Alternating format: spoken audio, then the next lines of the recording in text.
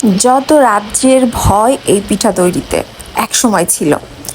এখন অবশ্য অনেকে এই পিঠার মধ্যে ডিম, ময়দা আরও বেকিং পাউডার হাবিজাবি ব্যবহার করে পোয়া পিঠা বানিয়ে ফেলে, বা যেটাকে তেল পিঠা বলে।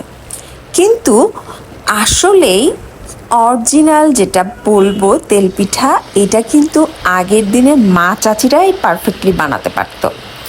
আর আমি ঠিক সেভাবেই তৈরি করি। আমার এই পিঠাতে ডিম বা হাবিজাবি অন্য কিছু প্রয়োজন হয় না। জাস্ট একটু চালের গুঁড়ি, চিনি, গুড় মানে মিষ্টি অ্যাড করার জন্য পছন্দ মতো দিয়ে এই পারফেক্ট পিঠাটা তৈরি করি। আর হ্যাঁ, এই পিঠা তৈরি করার সবচেয়ে গুরুত্বপূর্ণ বিষয় যেটা, পানির ব্যাপারটা। অনেকে পানির ব্যাপারটা বুঝতে পারে না।